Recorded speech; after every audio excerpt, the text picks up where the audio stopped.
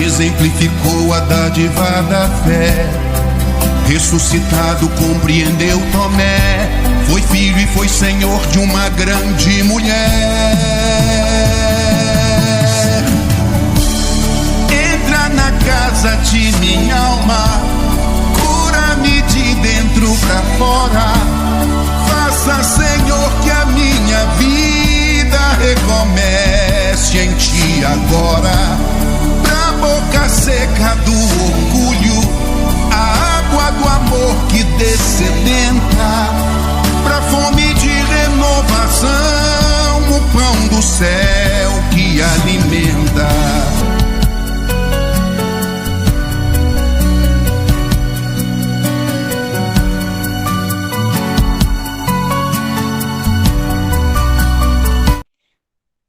Vitor, pode fazer a oração inicial aí para a gente iniciar, né?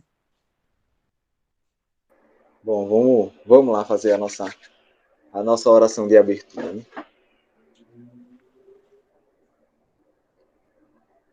Bom, meus irmãos, aqui nos encontramos mais uma vez, graças ao nosso Mestre Jesus, que nos deu a possibilidade de aqui estarmos reunidos.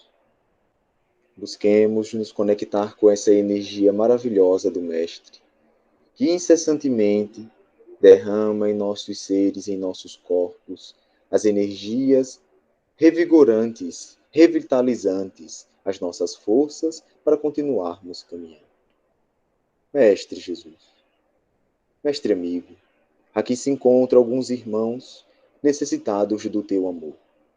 Aqui se encontra, Mestre, alguns irmãos que ainda se encontram na inferioridade do espírito, buscando sair dessa corja negra e alcançar a luz brilhante da felicidade.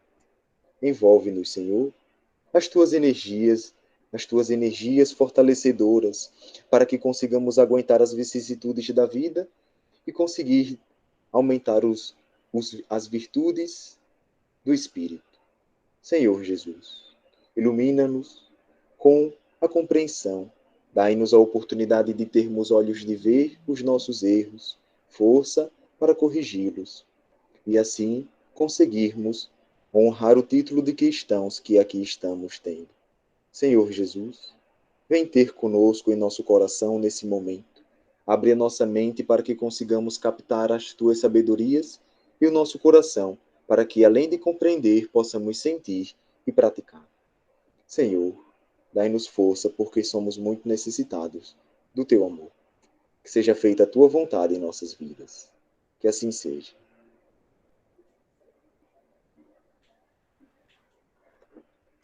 Agora a gente vai dar início ao estudo do Evangelho segundo o Espiritismo e estamos no capítulo O Espiritismo, né? Capítulo 1, tema o Espiritismo. Fazendo um estudo bem superficial, não tão aprofundado, desse capítulo aqui, Allan Kardec fala algo que é muito importante a gente ressaltar. Que como a gente está falando do Espiritismo, é necessário a gente falar que o Espiritismo ele tem 3 aspectos. Ou seja, digamos que seria 3 faces, 3 partes, digamos assim. Não é? O Espiritismo ele é ciência, ele é filosofia e ele também é religião. Muitas doutrinas a gente vai encontrar por aí somente religião, ou outras somente filosofia, né? Mas muito difícil encontraremos por aí, em algumas doutrinas, a ciência. E é isso que pega muito no pé, porque muitas pessoas pensam que o Espiritismo é uma ciência de laboratório. Só que uma ciência que você vai pegar um microscópio e vai estudar ali os micro-organismos, ou os elementos químicos da natureza. Não, ele não é ciência de laboratório, ele não é essas ciências, digamos que, essa ciência convencional, né, onde uma pessoa vai vestir um jaleco e vai para um laboratório. Não é desse jeito. Bom, primeiro a gente precisa entender que a ciência espírita é uma ciência de observação. A ciência moderna, a ciência mais comum, é uma ciência em que eles aplicam os métodos dele de estudo, um método de teste, né? O método ali em que ele vai provocar o fenômeno, né? É que me escapou aqui a palavra, mas já ela vem, né? Mas a ciência do espiritismo é uma ciência de observação. É uma ciência de observação. Como que é essa ciência? Vamos falar um pouco sobre a vinda do Espiritismo à Terra. O Espiritismo, é bom a gente lembrar que ele não é criação do homem, não é criação de Allan Kardec. O Espiritismo é criação dos espíritos. É criação dos espíritos coordenados por Jesus e que foi enviado à Terra no momento propício para clarear um pouco mais os conhecimentos dos seres humanos a respeito da espiritualidade, a respeito da religião, a respeito de muitas coisas. Não é? E como foi que veio? Porque o Espiritismo foi criado no plano espiritual pelos espíritos coordenados por Jesus. Mas como foi que veio? Bom, na Europa, né, no continente europeu, uma determinada época, no século XIX, se não me engano, começou a envolver toda a Europa uns fenômenos físicos das mesas girantes. Então as mesas começavam a girar, simplesmente a girar. E muitas pessoas, curiosas com aquilo, começou a pensar que poderia ser várias coisas, um fenômeno físico da natureza, um magnetismo, ou até mesmo um charlatanismo. Né? Alguém, uma pessoa ali, charlatão, que está provocando aquele fenômeno para poder vislumbrar os olhos das pessoas e arrecadar dinheiro. Muita gente pensava que era isso. Muitos cientistas da época, de renome, também pensavam isso e não tinham vontade de se debruçar nesses fenômenos, porque eram fenômenos, como é que eu posso dizer, ditos como ridículos para a época, né? Então, um cientista de renome vai estudar esses fenômenos ridículos, vai perder o seu tempo e tudo mais. Então, ninguém buscava pesquisar sobre esses fenômenos. Só que tem um problema. Esses fenômenos não paravam de acontecer de forma espontânea. Ninguém provocava. Quando pensava que não, a mesa estava girando, como é que pode? Na Europa inteira. A Europa tem vários países, e os países têm vários estados, e os estados têm várias cidades. Então foi várias cidades, estados e países com esses fenômenos. Então começou a circundar na Europa inteira esse boato. Esse boato não, esses comentários das mesas girantes, em vários lugares, aqui e ali. Até que Allan Kardec foi convidado a estudar sobre esses fatos. Ele também era um daqueles que não acreditava, era algo da natureza, era magnetismo, era charlatanismo, mas não acreditava. Só que aí, de tantas pessoas insistirem, para ele poder estudar esse fenômeno, ele disse assim, pensando consigo mesmo, olha, se esse fenômeno é algo falso, né, ou é algo na natureza, eu vou descobrir. Então eu vou estudar. Então ele começou a estudar. Através da observação, ele foi frequentando as reuniões das mesas girantes. Né? E estudando aqui, estudando ali, não conseguiu constatar charlatanismo, né? Não conseguiu constatar alguma provocação de alguém, né? Naquela mesa girante, né? Algum charlatanismo, não conseguiu compreender se era fenômeno físico da natureza ou magnetismo, então ele ficou com uma indagação muito grande na cabeça dele. Ele não conseguiu constatar o que seria. Como é que pode? Né? Ele tentou de tudo. E o que acontece? Uma vez, conversando com o amigo falou o seguinte, olha, Allan Kardec, e se isso foi feito de uma causa inteligente? Ou seja, alguma consciência inteligente estiver provocando aquilo. Né? E Allan Kardec, ele falou assim, aquilo me abriu um campo de observação, um outro campo de observação. Então eu passei a observar aquelas mesas girando de outra forma, de outra maneira. Então o que acontece? Depois de um tempo que Allan Kardec recebeu essa sugestão do amigo, né? O que foi que ele começou a fazer? Ele começou a observar as mesas para ver se tinha algo inteligente por trás. E o que acontece? As mesas começaram a tomar outra postura. Ou seja, aí, ao invés de simplesmente girar, elas começaram a bater no chão. Elas subiam, davam uma inclinada e com um dos pés batia no chão. E começou a fazer isso. Então aquilo ali começou a ser um pouco estranho, porque a mesa subir, girar, essas coisas, até vai. Agora subir, inclinar, bater no chão, como assim? E bater algumas pancadas que não eram pancadas sequenciais.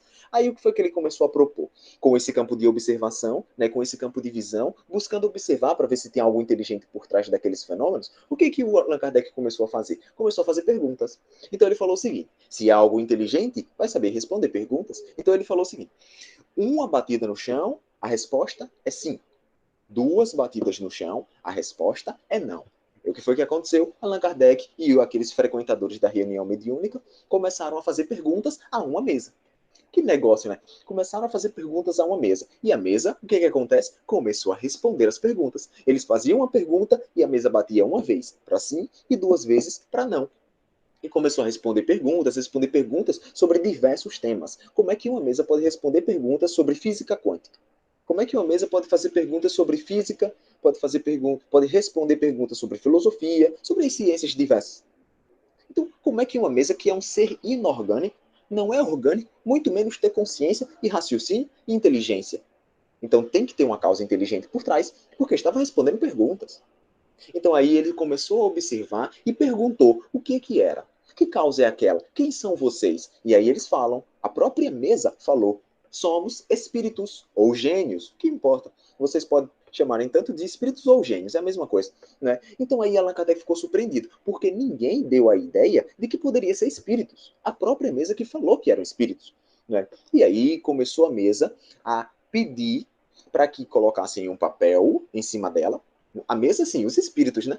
Colocarem um papel em cima da mesa, uma cesta e um lápis. Né? E aí o que acontece? Eles fizeram isso e o lápis começou a escrever. Começou a escrever respostas das perguntas deles, começou a escrever frases e dissertações. Dissertações, uma redação. Um lápis com a cesta começou, sem ninguém escrevendo, começou a escrever mensagens, dissertações, né? Dos mais variados temas. Então ficou constatado o seguinte: se o efeito é inteligente, a causa também é. Então tinha espíritos manipulando aqueles objetos, a mesa, o lápis, a cesta, né? Tinha espíritos ali por trás. E isso é ciência. Se a gente observar o que o Allan Kardec começou a fazer através do campo da observação, começou a raciocinar, refletir sobre aquilo ali e constatou, através das provas, que tinha uma força inteligente por trás daquele efeito físico inteligente. E eram os espíritos. Né? Outra coisa interessante é William Crookes. William Crookes, que foi um dos maiores cientistas da época também de Allan Kardec, ele também pesquisou esses fenômenos. Nessa época de Allan Kardec, a aristocracia, né, o pessoal da elite, né, que eram tidos como pessoas intelectuais, mais inteligentes, eles diziam que esses fenômenos físicos aí eram coisas de gente besta que estava sendo enganado. E eles falavam o seguinte: qualquer algum cientista sério, olha, observe isso aqui, algum cientista sério que começar a estudar sobre esses fenômenos físicos vai constatar que isso é errado, né? Então eles iam, a elite da época começava a debater sobre esses temas e falavam isso, que algum cientista sério que começar a estudar sobre esses fenômenos vai constatar que isso é balela, que isso é mentira. Aí o que acontece? A Federação dos Cientistas daquela época emitiu uma carta para William Crookes. Ou seja, falando o seguinte: William Crookes, eu vou falar com as minhas palavras. William Crookes, vai lá, estuda esses fenômenos espíritas, esses fenômenos espirituais e traz a tua resposta para a gente. Ou seja, traz a tua resposta para a gente saber, de final, se isso é verdade ou se isso é mentira, ou se isso aí é balela. Né? Vai lá, William Crookes, a Federação dos Cientistas. Ou seja, William Crookes era a pessoa, para eles, a pessoa apta, o cientista sério para pesquisar sobre isso. Aí, William Crookes recebeu a carta e aceitou a proposta. Foi estudar sobre esses fenômenos espíritas. E uma menina de 15 anos se postou a ele, dizendo que queria ser a cobaia dele para ser estudada. Então, William Crookes fez diversos testes com essa menina. E um dos testes foi o seguinte: ele, William Crookes, colocava a menina numa balança. No peso, quando ela não estava no efeito da sua mediunidade, ela pesava um determinado peso. Quando ela estava mediunizada, ela era médium de materialização. Então, ela cedia o ectoplasma dela para o espírito se materializar. Então, quando ela estava mediunizada, quando o ectoplasma saía do corpo dela, o peso dela diminuía. Então, ele achou aquilo curioso e começou a fazer esses testes várias vezes e o peso sempre dava o mesmo. Quando ela não estava, o peso era tal. Quando ela estava mediunizada, o peso era outro.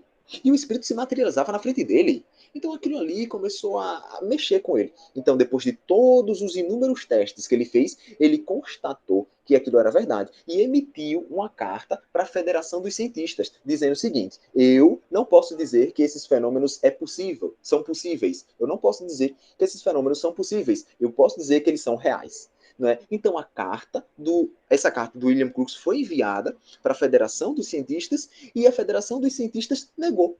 Porque negou se eles mesmos emitiu a carta para William Crookes dizendo que ele era o cara mais apto. Sabe o que é isso? Orgulho para não assumir que estavam errados. Né? Mas ainda assim, os estudos do William Crookes impactou muito a parte científica daquela época. E muitas pessoas que achavam, né, que esses fenômenos espirituais eram simplesmente charlatanismo, começaram a ter uma pulga atrás da orelha. Mas muitos não pesquisavam com medo de comprometer suas carreiras, pensando que estariam ali estudando fenômenos de gente boba, né, de gente tola, né? Embora eles ficassem eles tenham ficado com a dúvida, uma pulga atrás da orelha pelos estudos de William Crookes, né? Então, o espiritismo ele é ciência, mas não essa ciência convencional de estudo, laboratório, cálculos matemáticos, porque a gente não lida com efeitos ininteligíveis. A gente lida com espíritos, e espíritos têm vontade própria e têm características diferentes. Então, não tem como eu buscar ali fazer um fenômeno, buscar que um fenômeno aconteça ao meu bel prazer, porque o fenômeno espiritual depende de um espírito, e o espírito tem o que fazer. O espírito tem a vontade própria dele, nem sempre ele está ali disponível, não é? A não ser os nossos mentores, que estão sempre disponíveis ao nosso auxílio, não é? Mas para esses estudos assim, nem sempre, né? Nem sempre. Na época de Allan Kardec, sem qualquer um que tentasse ia conseguir. Na época que o espiritismo estava vindo. Mas hoje, se eu pegar agora, eu, Vitor, aqui, pegar, colocar uma cesta, um papel e um lápis, ou eu vou dormir, esse lápis não se mexe. Então, assim, nem sempre, a partir de hoje, nem sempre a gente vai conseguir esses fenômenos, porque depende de um espírito, e o espírito tem vontade própria. Não é da mesma forma como eu estudar aqui as moléculas, pegar uma mesma molécula ou algum efeito ou algo de efeito físico, por exemplo, Isaac Newton, para poder constatar a questão da teoria da relatividade, né? Se eu fizer a mesma coisa que Isaac Newton fez agora, nesse momento eu vou ter o mesmo resultado. Mas quando se trata de espíritos, nem sempre, porque tem vontade própria e características diferentes, né? Então, por isso que a ciência convencional de hoje não tem o espiritismo como ciência, embora ele se enquadre na definição de ciência. Então, o espiritismo ele é também ciência, porque ele está na parte da observação, da pesquisa e de constatação, e não de algo testado, né? Como é que eu posso dizer? Algo ali testado, né? Eu acho que esse é o termo, né? Está na parte da observação. E no campo da filosofia? Na filosofia é bem simples, porque a gente vai, na filosofia, raciocinar o que na descoberta da parte científica impacta na minha vida. Ou seja, na parte científica, eu descobri que o espírito existe, que a gente não morre, que o espírito é um ser encarnado e que eu, quando desencarnar, serei espírito, que continuarei sendo eu, João Vitor, do mesmo jeito, com as mesmas características, os mesmos pendores, a mesma inteligência, as mesmas lembranças. Eu continuarei sendo eu mesmo, ou seja, o espiritismo matou a morte. Então, quando esse conhecimento começa a vir a nossa vida, esse conhecimento constatado pela ciência, aí a gente entra no campo da filosofia. O que é que esse conhecimento constatado pela ciência vai impactar na minha vida? Vai impactar em muito, porque se eu sou uma pessoa lançada no mundo, envolvido em vícios, no sexo, na droga, né, na bebida, se eu sou uma pessoa que penso que somente essa vida é a única e que depois da morte tudo acabou, quando eu começo a compreender que depois da morte eu continuarei vivo, eu vou buscar pautar minha vida de outra maneira. Em vez de eu entrar nas casas noturnas, nas boates para buscar aquela felicidade temporária e ilusória, agora eu vou buscar uma felicidade não aqui, mas lá. Porque agora eu sei que lá é a minha vida. E como é que eu vou ser feliz lá? Quando aqui eu proporcionar a felicidade. Quando aqui eu praticar a caridade. Então, em vez de eu ir para as casas noturnas, eu vou para uma ONG. Eu vou me vincular a algum programa social de caridade. Porque eu vou buscar a felicidade, agora lá, e não aqui. E isso é filosofia, isso impacta na vida da gente, né? E a ciência? E a religião? A religião vai ser o momento em que a gente, constatando os resultados que a ciência nos trouxe, as reflexões que a filosofia nos ensinou, nos proporcionou, a ciência vai nos ajudar a praticar. Porque a religião vai nos ajudar a praticar. Porque a palavra religião significa religar. E religar a quem? Religar a Deus. E quando a gente se religa a Deus, a gente busca ser uma pessoa melhor, busca ser uma pessoa mais honesta, busca ser uma pessoa mais caridosa. Então, tudo isso está interligado. A ciência para comprovar, a filosofia para poder nos fazer raciocinar e a religião para nos fazer praticar. Então, é tudo interligado. Então, o Espiritismo é esses três campos, esse tríplice aspecto, como é, se assim eu posso dizer, né? Se assim eu posso dizer, não. É isso. Esse tríplice aspecto, né? Então, é isso que eu queria falar até agora. O que é que o senhor tem alguma coisa para falar aí, Panho? Algum de vocês quiserem falar, pode estar falando, tá? Só escutando aqui, né? Mas já que você concluiu essa parte, estava atentamente escutando aí, foi bom aí as pessoas entenderem, né, como surgiu o espiritismo, né? É importante essas histórias.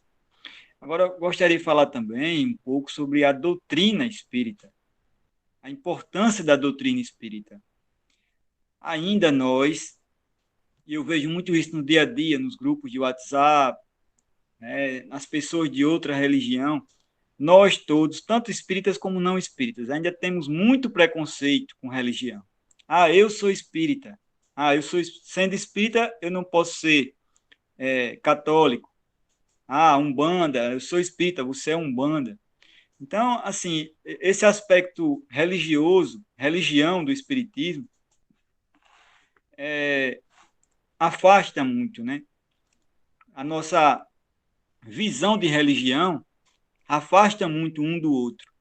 E se a gente começar a olhar o espiritismo como doutrina, onde todas as religiões podem buscar esse conhecimento, eu acho que é a partir de aí que o nosso mundo vai começar a melhorar.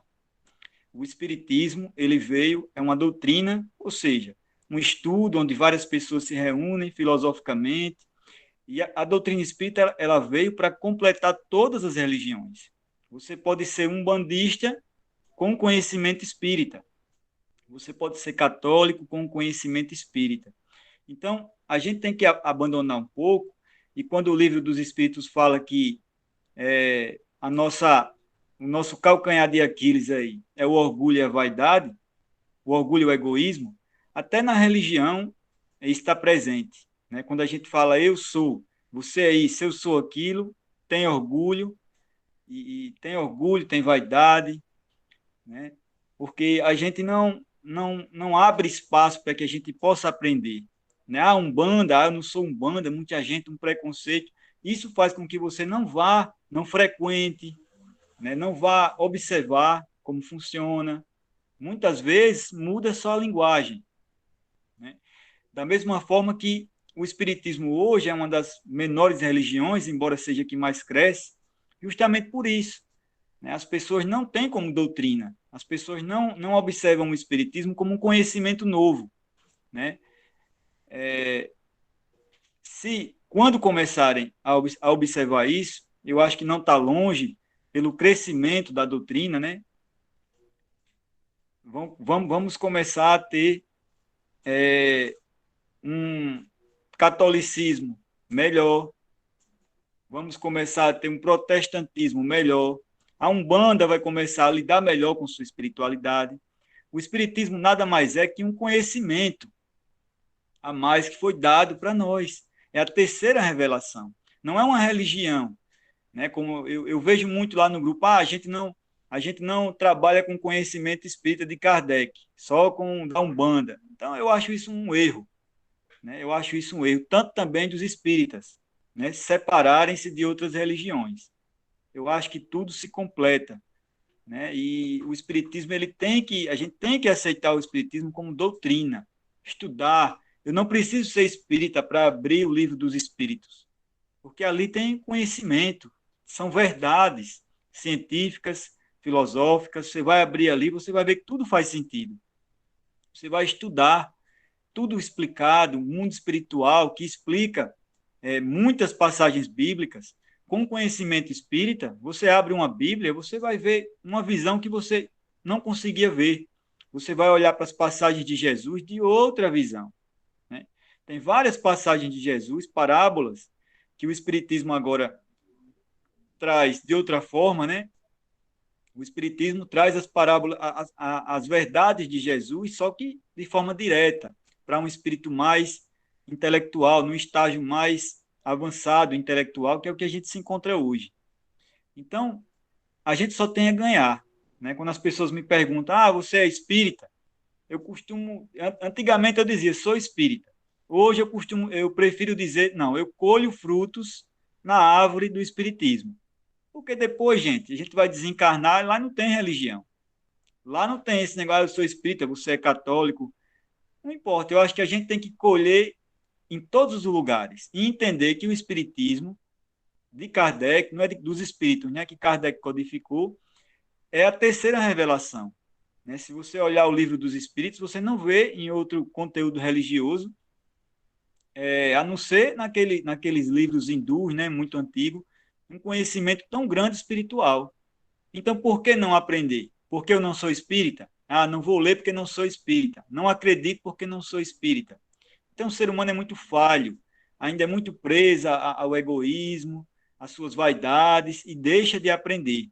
A vida com o espiritismo, entendeu? Por mais que você seja católico, por mais que você seja evangélico, umbandista, né? Quando você aceita o conhecimento da doutrina espírita, sem ser espírita, não precisa ser espírita.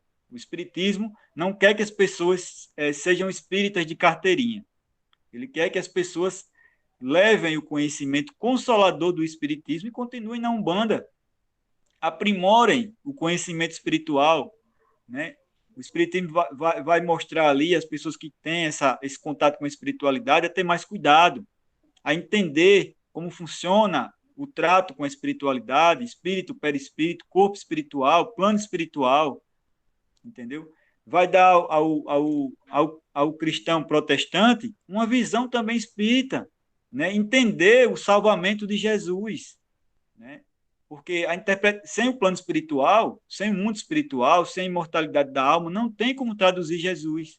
Aí a gente vai ficar aqui acomodados, achando que um dia Jesus vai voltar para salvar todo mundo, para ser crucificado de novo, né? E salvar todo mundo. Então fica um ensinamento incompleto. E é o momento. O Espiritismo veio para toda a humanidade. O Espiritismo não veio para espíritas. A gente precisa abrir essa porta do preconceito, né? Eu sou espírita, você não é. E isso tem muito dentro do próprio espiritismo, né? As pessoas dizem de boca cheia, eu sou espírita, fulano não é espírita. Então eu acho que o espiritismo veio para quebrar isso, né? Eu sou católico, o meu salva, o dele não salva. Então o verdadeiro espírita, o espírita que vive o espiritismo, que entende a mensagem do espiritismo, ele não faz diferença com religião. Ele nem se acha, na verdade, um fanático religioso. Então, eu acho que é isso que a nossa humanidade, é isso que a gente tem que começar a pensar. A gente tem que buscar conhecimento, não importa onde seja. Ler a Bíblia, ler o Livro dos Espíritos, ler uma sabedoria hindu, se tiver à disposição, entendeu? E absorver ali o que há de melhor, entendeu? Pensar sobre aquilo, né? Pensar sobre aquelas escrituras. E é isso, minha gente. Dona Nilda, pode falar, minha irmã. Irmão Júnior, assim, eu estou ouvindo aqui, mas eu acho que estamos muito longe ainda de que as pessoas tenham essa percepção de que a doutrina espírita não é uma religião, entendeu? Eu falo porque há muitas mentes hoje abertas sobre isso, mas eu mesmo fiquei muito tempo achando que era uma religião, e não é, entendeu? É uma doutrina, né, que a gente estuda para conhecer Jesus, repetindo as suas palavras. Mas eu acho que a gente está há muitos anos-luz para que a humanidade perceba a diferença, porque somos taxados de macumbeiro, de bruxa, de benzedeira. Eu mesma, às vezes as pessoas me mandam assim, me benze aí. Eu falo, não sou benzedeira. Aí você podia fazer um trabalho para mim. Eu falei, mas eu não sou macumbeira. Você entendeu? Então, assim, as pessoas já te falam a frase, já te prejulgando de que você é aquilo que ele acha. Então, eu acredito que vai demorar muito, muito para a gente conseguir com que as pessoas vejam a doutrina espírita como um conhecimento sobre o Mestre Jesus. É só isso que eu queria pontuar. É isso aí, minha irmã. É verdade. E se a gente observar hoje o momento do nosso planeta, depois de 2000 anos de a gente ter recebido, não foi nem a mensagem do amor, foi o amor que desceu.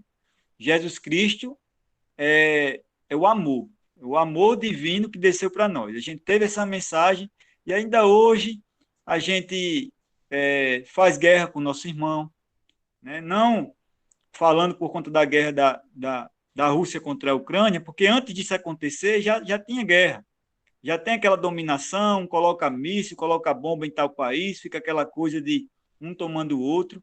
Quer dizer, por isso que a gente se reconhece. É fácil a gente olhar que nosso planeta é um planeta muito inferior, né? E realmente, como você falou, está muito difícil, né? Mas eu acho que cada um que tiver essa consciência está um passo à frente de todos os outros. Entendeu? Nós temos que buscar conhecimento, não é ser uma religião. Ah, eu sou isso, eu estou salvo porque eu sou católico, eu estou salvo porque eu sou espírita. Tem pouco, eu digo com autoridade, existe poucos espíritas verdadeiros dentro do movimento espírita. Tem muito espírita de carteirinha. Ah, sou espírita, acredito em reencarnação, os espíritas são mais inteligentes, os espíritas são isso, os espíritas são aquilo, mas não traz nada para a vida, não vive o espiritismo. Porque quem vive o espiritismo não tem preferência com religião.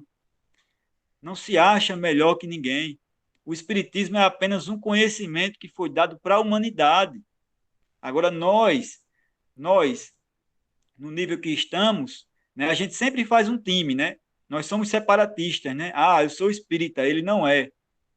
Entendeu? Ah, eu sou católico. Aí fica aquela turma, aquela separação. Isso, como eu falei e reitero, isso ainda é fruto do pensamento egoísta, né? De um pensamento de separar, não de juntar. Né? É quando a gente pensa em separar. Por isso que tem as brigas religiosas, os debates religiosos, e a gente tem que quem está no dia a dia junto com a gente, principalmente divulgando a doutrina espírita, tem que colocar isso para as pessoas. Né? Não é eu sou espírita, eu não sou espírita. Né? O espiritismo é um conhecimento que foi nos dado para nós para absorvermos, para entendermos a mensagem, entender que a gente precisa viver isso aqui. Não é aprender, não é ler 1000 livros, não é lendo, não é falando que se aprende.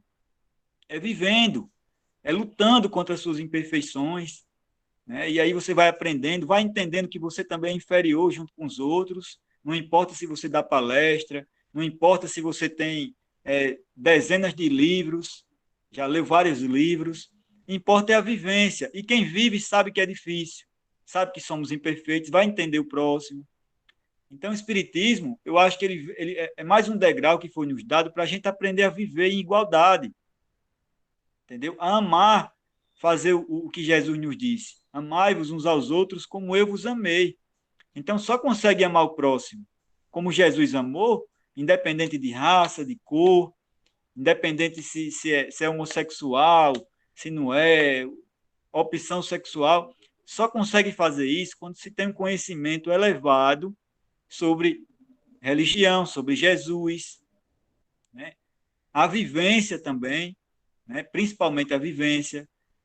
Por isso que até hoje nós temos religiões que é contra negros, que não aceitam homossexuais, porque citam uma frase de alguma escritura. Quer dizer, falta pensar, falta raciocinar, absorver. Somos todos irmãos. O corpo é uma vestimenta. O Espiritismo traz isso. Por isso que o conhecimento é importante. Entendeu? Enquanto a gente estiver orgulhoso, enquanto a gente estiver egoísta, a gente não vai buscar o conhecimento do outro, que a gente acha que não serve. O nosso é o melhor. Então, quando você não absorve o Espiritismo, quando você não vai buscar conhecimento, colher frutos no Espiritismo, você acha que aquele ali é negro, eu sou branco, eu sou melhor que ele. O Espiritismo mostra que o corpo é uma vestimenta para o espírito. Todos somos iguais, todos. Isso aqui é uma vestimenta. Agora, eu posso ser negro, na próxima encarnação eu posso ser branco, então não importa.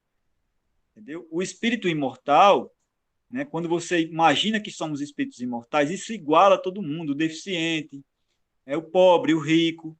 São condições. Né? O espírito está em trabalho aqui, está em trabalho de evolução, está fazendo provas.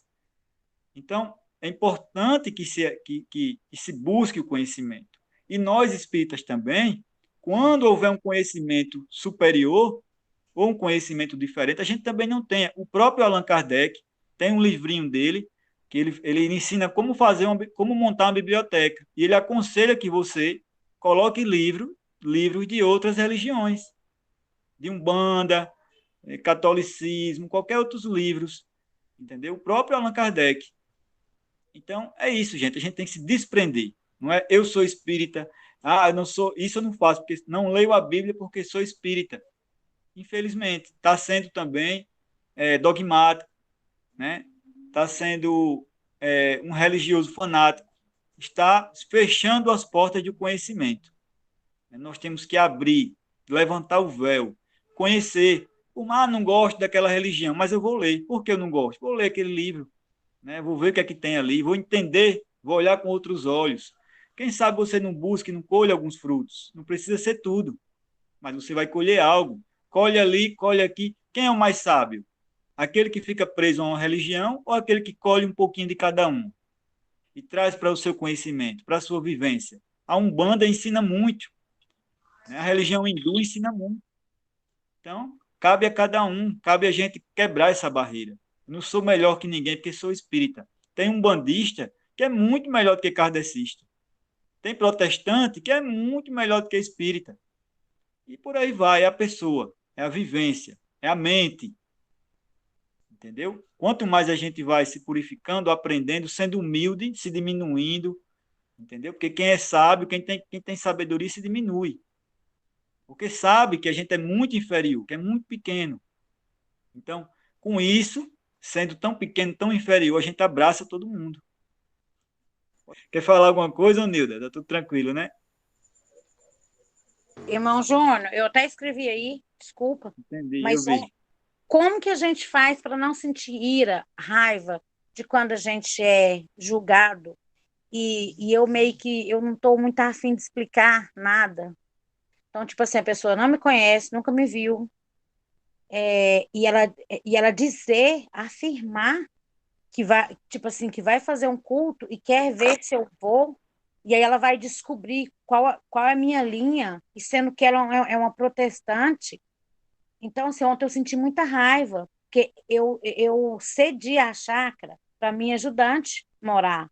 Ela é uma menina que muito, assim, ela é uma menina evangélica da Assembleia de Deus, ela limpa a minha mesa, ela limpa as minhas santinhas, e eu brinco com ela assim, e aí? Ela fala assim, não tem nada, o Nildo, eu limpo tranquilamente, eu não tenho, ela não tem esse preconceito. Aí a sogra foi dizer que ela foi morar justamente na chácara de uma macumbeira, e que eu vou fazer trabalho para eles prosperar e depois eu tomar a chácara. Irmão, eu fiquei muito revoltada, até o meu tom de voz agora está, porque eu fiquei dessa forma ontem, eu fiquei chateada, eu chorei, porque Deus conhece o meu coração, ou eu quero mais aquela, igual eu falei, Suzana, isso aqui eu fiz na intenção de que os meninos viessem, eles veem aqui um dia só, eles não querem, uma está para Portugal, a outra não quer nem saber de ir, a outra está em Minas, o outro está em Brasília, então assim, estava abandonada a casa, ela pagando aluguel, e aí a sogra vem dizer que eu sou uma pessoa ruim. Olha, irmão, ontem me deu vontade de ir lá na casa dela e falar, ó, Jesus, espera aí que eu vou deixar a minha armadura aqui, vou lhe acertar com essa meia no braço. Porque eu fiquei muito chateada e eu queria saber como a gente não sentir esse sentimento, porque eu não gosto de sentir raiva nem ira, mas ontem eu fiquei muito magoada. Se o senhor puder me explicar como eu me libertar disso daí, porque Deus conhece o meu coração. Eu jamais, eu acho bom ver ela, o quintal dela tá uma gracinha. Depois eu vou te mandar no PV, cheio de galinha, botou o porquinho, fez fornalha a lenha. Lá estava abandonada, a gente não ia. Lá tem internet, tem água, tem luz, tem tudo. E eu doei para ela morar, porque eu sabia que ela pagava aluguel. O senhor entendeu? E aí a pessoa vem que não te conhece, nunca te viu, te julgar que você vai fazer o mal sem te conhecer, porque eles vão ser salvos só 144 mil e que nós não estamos entre eles. Eu fiquei muito chateada. Muito. É isso. Olha, irmã, isso é uma coisa muito particular, né? Ninguém pode falar como outra pessoa pode superar esses sentimentos. Mas, assim, em geral, vou falando para mim, no meu caso, o que fez eu olhar para algumas situações da vida com outra visão é justamente você entender que aquelas pessoas são irmãos, são seus irmãos, apesar que é muito difícil, mas são irmãos mais novos, que ainda não adquiriram conhecimento, não adquiriram ainda amor, entendeu? E aí, quando você começa a olhar dessa forma, claro, não é de uma hora para outra, você vai trabalhar isso em você. Ao invés de você ter raiva, você tem piedade, entendeu? Você tem compaixão por aquela pessoa. Você até ora por ela, meu Deus, que essa pessoa busque, né, na vida dela, que Deus a abençoe, que ela busque um conhecimento, que ela busque aprimorar, entendeu, irmã?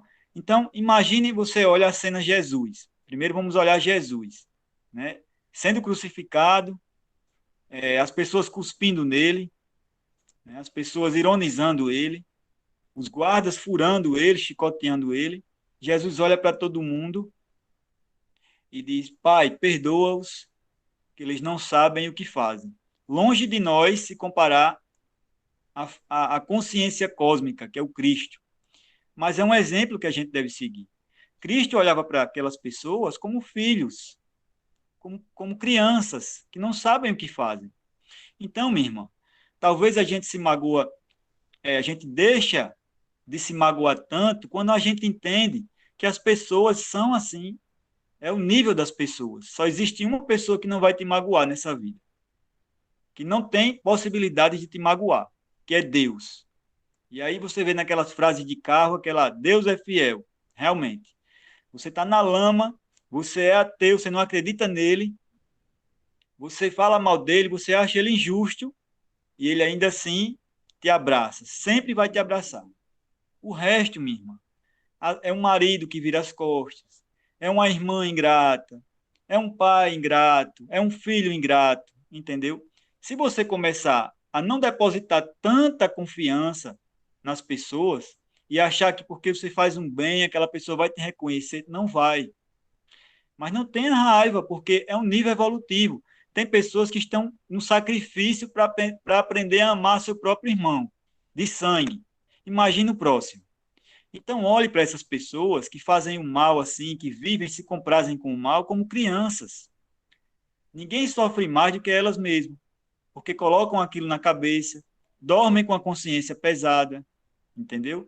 Então, ao invés disso, tente perdoar, olhar como crianças, imaginar Jesus dizendo: perdoa, Pai, perdoa.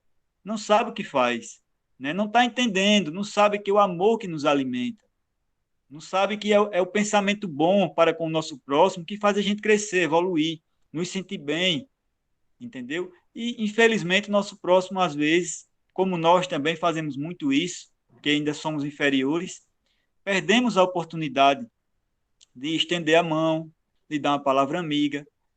Então, é você olhar para as pessoas dessa forma. O mundo aqui é imperfeito. Vivemos com vários espíritos imperfeitos aqui. Então, uma hora ou outra, alguém vai pisar no seu pé, né? E isso também serve de teste para você, teste espiritual para ver a sua reação diante dessas situações. Então, veja assim, minha amiga, não espere perfeição, não espere fidelidade do ser humano, porque o ser humano não é capaz de ser fiel. Ele não é capaz de ser benevolente com o seu próximo. É uma luta. Amar o nosso próximo para nós é uma luta constante, diária. E nós mesmos, às vezes, escorregamos e tratamos mal alguém. A gente que está no Evangelho. Imagina as pessoas que ainda não estão nessa comunhão ali de tentar, de lutar na sua vida. Então, faça isso. Para mim, melhorou, né? Eu comecei a ver as pessoas que me magoam ou as pessoas que tentam, de certa forma, tirar a gente do sério. Eu vejo como assim, são crianças. Ainda estão engateando, estão aprendendo, estão chegando lá, não querendo ser maior que elas, né? Mas se você não se colocar um pouco acima dela em sentimento, você acaba descendo para o nível, como você falou, veste a armadura e vai brigar. E tá os dois trocando energia negativa, tanto física como mental, né? Se uma pessoa te xinga, mentalmente você deseja o mal para ela, você está recebendo o mal que ela está te enviando e está enviando para ela, virou uma troca. Você desceu para o nível dela, entendeu? Então se mantenha superior, perdoe, né? Peça para nosso Senhor Jesus Cristo, para nosso Pai, ter compaixão dela, né? Ter misericórdia, para que ela encontre lá na frente a sua felicidade também, porque quem é feliz deseja o bem para o outro, deseja o bem para o seu próximo. Então é isso, eu estou falando demais. Vai, Vitor. Fala, Eu tenho fala, que falar, garoto. não. Vocês falaram, foi tudo, cara. tudo. Eu estava refletindo aqui sobre essa questão da Unilda, né? Na raiva dela, as coisas. E uma coisa que me favoreceu muito, essa questão da raiva, eu não sou uma pessoa de ficar muita raiva, não. Mas, assim, que é uma coisa que me ajuda muito é compreender a raiva. E eu tava refletindo, e também tem um provérbio, não, eu não sei se é um provérbio chinês, mas é um sábio que responde a um discípulo, em que o discípulo pergunta para o sábio o que é a raiva. E aí o sábio responde para esse discípulo dizendo o seguinte: a raiva é um castigo que você dá a si mesmo pelo erro de outra pessoa. Então, assim, a outra pessoa errou. Ela já vai ter que expiar, já vai ter que passar por toda a coisa ruim que uma pessoa que erra passa, né? Vai ter que colher os frutos. Aí você vai se enraivecer porque ela errou. Então, assim, se a gente parar para observar, a raiva é sem lógica. Mas eu sei que não é fácil. Ainda assim, a gente fica com raiva quando pisa no nosso pé. Mas compreender o que é a raiva ajuda em muito a gente não sentir, ou pelo menos combater de forma um pouco mais intensa, né? E saber também que quando a gente pega a lama para jogar no outro, a gente é o primeiro a ser melado.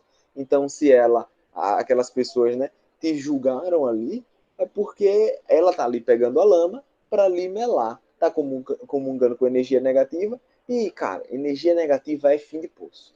Desenvolve doença física, mental. Fora que a evolução espiritual fica muito capenga, né? A evolução espiritual, a gente não consegue desenvolver tanto evolutivamente, por consequência, não consegue se desenvolver tanto no quesito felicidade e paz. Então, assim, uma pessoa que julga ou que tem preconceitos e julga e discrimina é a primeira a sofrer. E ainda assim, né? Ainda posso dizer que ainda assim, a gente sabendo disso, ainda é difícil lidar com a raiva. Então, como o pai falou, vai de cada um saber lidar. Os budistas fazem uma coisa muito interessante. Quando eles sentem raiva, eles não buscam parar com a raiva. Eles não buscam inibir a raiva, reprimir a raiva, porque não se deve fazer isso. O que se deve fazer? Observar a raiva. Então, poxa, agora fulano de tal me julgou de tal jeito e falou isso, isso e aquilo. Estou com raiva. Você constatou que está com raiva? Observa. Só o movimento de você observar a raiva já vai diminuir ela e muito. Você observa o seu coração como fica batendo, observa a sua respiração como fica mais ofegante, observa o seu corpo, se arrepia, se não arrepia, se fica tremendo, se não fica, observa a sua mente, o que você começa a pensar, observa o seu espírito, começa a observar todos os efeitos que a raiva vai fazer no seu corpo e aí você, uma hora, vai fazer com que a raiva diminua, porque você pegou o poder que a raiva ia exercer sobre você, tomou o poder da raiva e disse assim: agora eu vou te observar. O poder está em mim. Eu vou me controlar e vou te observar. Né? E aí ela vai parar. Uma hora ou outra ela vai passando. Né? Então, assim, não é algo simples de se fazer, né? Mas é uma técnica que os budistas fazem, né? E que, pelo jeito, deu muito certo. Né? Então, é isso. Eu não tenho mais nada que falar, não. Vocês falaram muito bem, cara, muito bem. É isso. Se alguém quiser estar falando alguma coisa, pode estar falando. Só para implementar uma coisa que, como você falou aí, Vitor, esses sentimentos, mágoa, raiva, ódio, eles só fazem mal para nós. E eles desenvolvem doenças futuras, né? Tem cânceres que começam a desenvolver a partir desses sentimentos, né? As doenças, quando chegam no seu corpo, por exemplo, o coronavírus, né? O coronavírus mata algumas pessoas e outras não. Sabemos aí que a espiritualidade, né? Tem pessoas que precisam partir, tem outras que não, mas justamente não é automático, não é uma escolha a dedo.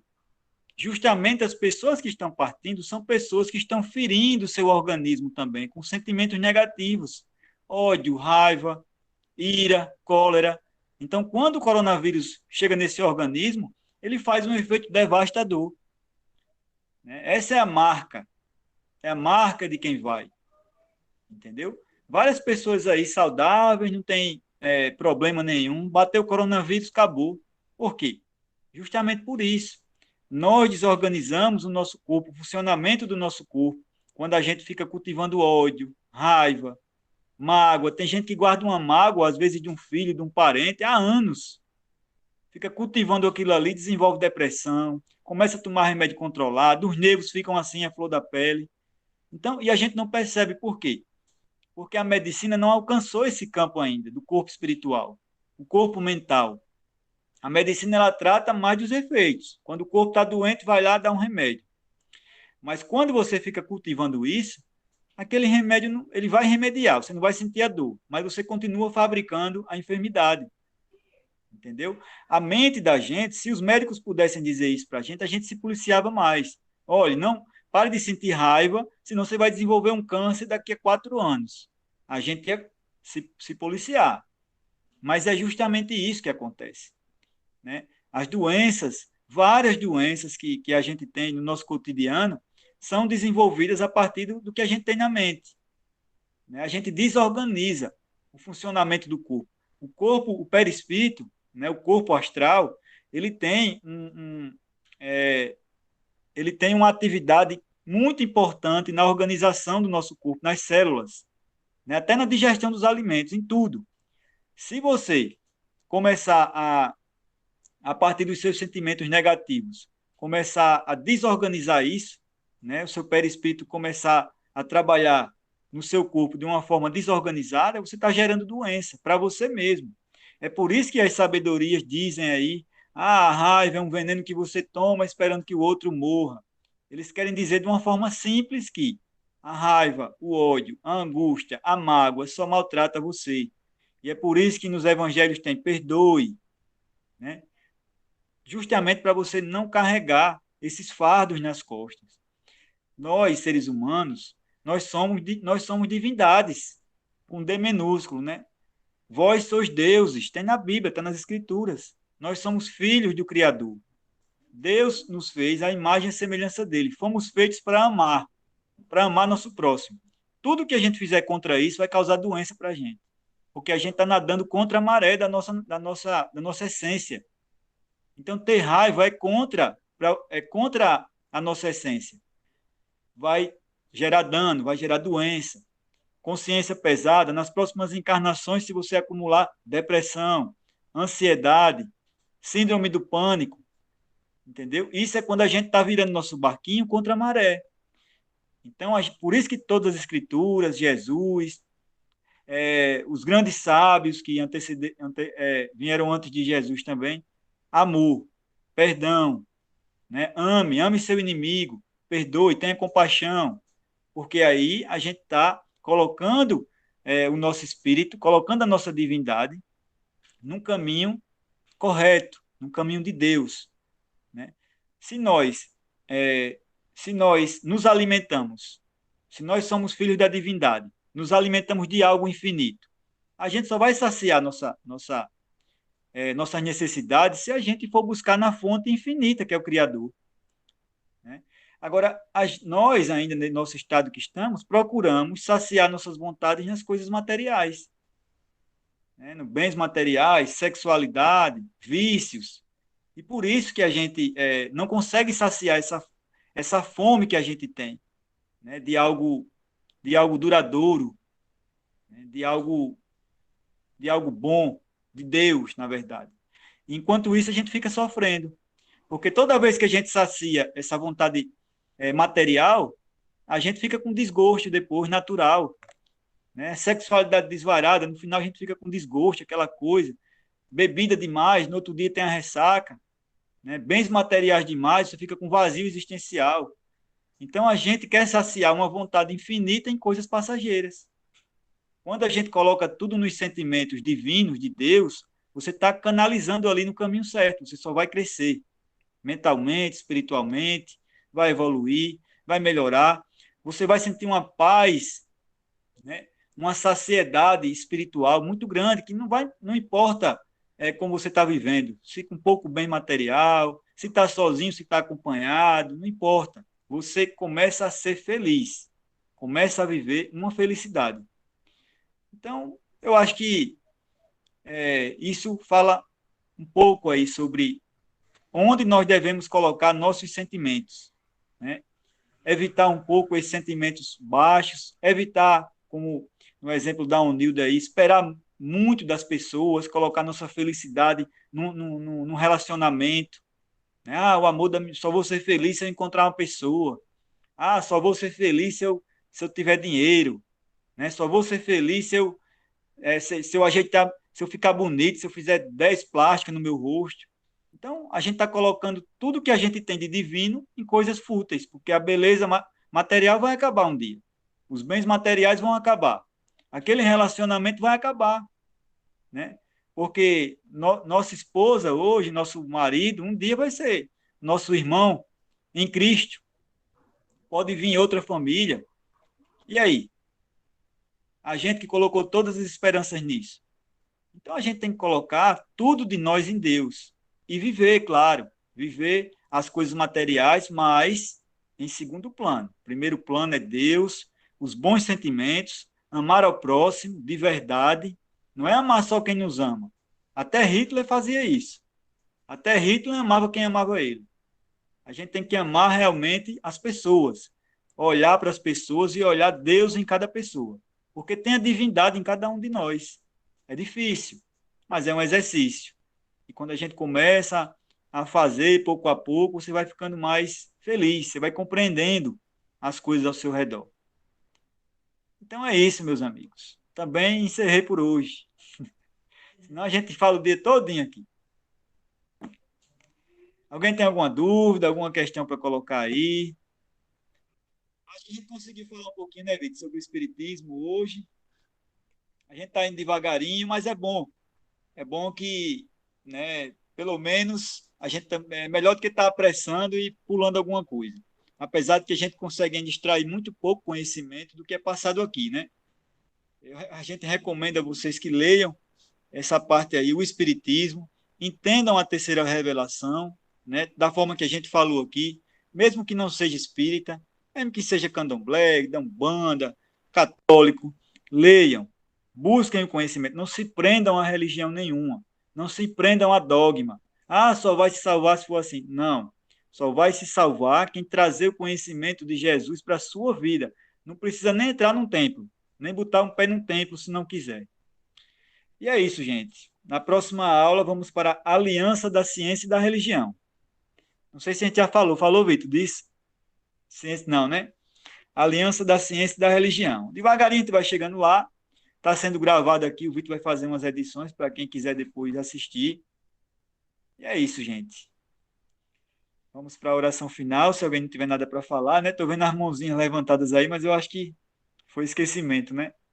Não, irmão João, eu escrevi aí o que eu ia falar, que eu vou no culto lá da chácara, Sim. vestida de cigana, com todos os meus colares, a minha guia, e vou jogar sal grosso em volta dos povos tudinho. E vou dizer, agora comece o culto, vamos embora pro culto. Vai, irmão. Assim, Só não vontade, faça. né? Só Porque não. eu não vou estar afrontando, mas eu pensei nisso. E com a minha roupa toda de renda, com meus colares, meus anéis, e com o pacotinho de sal, Eu aconselho, irmã, eu aconselho você a ignorar. Eu aconselho. né? É Essas pessoas vão verdade. ver isso como uma provocação, como uma afronta, Então, aquela coisa, e vai virar uma briga. eu acho que eu vou botar a roupa deles. Vou arrumar uma saia emprestada, que eu não gosto de saia. Eu vou botar uma blusa de manga, vou pegar minha Bíblia, que eu também tenho, porque eles acham que eu não tenho Bíblia, né? E vou chegar lá, ainda vou cantar o hino, porque a mamãe foi crente dessa igreja há muitos anos, mas mamãe tinha esse lado da espiritualidade muito, muito, assim, presente, porque eu sempre falei com ela. Aí eu vou começar a cantar os hinos, aqueles lá, hino tal, quero pegar a harpa da minha mãe e cantar em tom alto, sabe? Aí essa mulher, ela vai dizer assim, ou ela tá com deboche, ou ela conhece a minha religião, né? Esse negócio de minha religião, sua religião, é tudo um Deus só, é tudo Mestre Jesus, e pronto, acabou, né? Mas que dá vontade de cigana. Mas eu não vou, não. Faça isso não, irmã. Se coloque superior, né? Como eu te falei, ali você vai para ali, vão acabar que vão interpretar de uma forma diferente. E você sendo superior a isso, você faz uma oração para eles, acabou. Você já está acima, né? As pessoas que Verdade. querem te provocar, querem te colocar ali numa situação constrangedora. Então, evite. Pense, manda energias positivas para eles. Eles precisam. Eles Hoje, precisam. hoje eu já nem tô com raiva mais. Hoje ela falou assim, a minha ajudante, perdoa minha sogra. Eu falei, nem lembro mais. O que sua sogra disse? Ela falou, meu Deus, você não existe. Eu falei, não, foi só ontem. Hoje eu já não tô mais. Mas assim, Que bom, eu que estou bom. trabalhando isso, né? É assim, é É aos só poucos, tempo, né? É aos poucos, porque ninguém é perfeito, né? A gente não vai é conseguir. Falar aqui é fácil. verdade. Mas no dia a dia, a pancada é diferente. Eu tenho uma frase que eu carrego comigo desde que o papai era vivo, que o tempo é uma árvore de raízes amargas, porém os seus frutos são doces. Papai falava isso com nós, a gente custava entender. Mas só o tempo, irmão Júnior, o tempo vai mostrar para ela que realmente que a menina foi para lá para o bem deles, para eles juntarem dinheiro para comprar a casa dela, que é o sonho dela, e que eu não vou fazer isso que ela diz, porque que lá nem meu não é dos meus filhos, então, tipo assim, eu deixei para eles. Então, assim, o tempo vai mostrar para ela que essa raiz amarga que hoje ela pensa que eu sou, deu frutos bons, que é o filho dela Mas prosperou, irmã, a não se nora. incomode com o que ela pensa, não, entendeu? Você tem que se incomodar com o seu pensamento para Deus. Pronto. Só, Verdade. só importa que Deus saiba o seu pensamento. A gente não depende de ninguém, das opiniões de ninguém. A gente acha que depende das pessoas, né? Ah, depende do meu pai, depende do meu vizinho. A gente só depende de Deus. Quando algo tiver de chegar para você, vai chegar por uma pessoa que você nem imagina. Então, se a sua intenção é boa, não se incomode com o que as pessoas falam. Deus sabe do que você está pensando. Deus sabe da sua intenção. E aí você fica tranquila, faça o certo, faça o correto e durma tranquila. Porque se você está fazendo certo, isso só interessa para você e para Deus. E as Amém. pessoas que estão tentando, né, te desestruturar, como eu te falei, reze por elas, porque elas precisam de oração, Eu precisam de boas energias. vou fazer isso. Amém, irmão. Muito obrigada. Deus abençoe, Nada, abençoe a meu irmão. todos. Obrigado a sua presença também aqui E e a eu de tenho que todos fazer os isso. irmãos aqui Sanduíche hoje. está atrasado. Eu vou sair. Vou sair, não. Vou só desligar e vou ouvir oração. E fica com Deus. Tá certo, meu irmão. Vamos para a oração final, né? Terminamos no tempo hoje, falamos muito bem, graças a Deus, com a ajuda da espiritualidade, e conseguimos terminar no tempo. E é isso aí, minha gente. Vamos para a oração final. Eu peço a todos que elevem seu pensamento no nosso querido Mestre Jesus, que é o doutor, que é o médico, o professor maior, que nos ajuda, que nos inspira através da espiritualidade amiga, para que a gente possa aqui, entre nós encarnados e os desencarnados também presentes, aprender um pouco, trocar conhecimentos, receber conhecimento da espiritualidade. Que o nosso querido irmão Jesus nos abençoe, para que a nossa consciência se expanda para receber o conhecimento de hoje, para que a gente aplique no dia a dia. Sabemos que é muito difícil aplicar os conhecimentos do estudo, mas com a ajuda da espiritualidade e da força de vontade, tudo vai ficando mais fácil. Pedimos a bênção do nosso Senhor para os nossos trabalhos de hoje, para que a sua luz ilumine as casas de vocês, a família de vocês, os trabalhos de vocês. E é isso, meus queridos irmãos, que Deus abençoe a todos nós, que assim seja.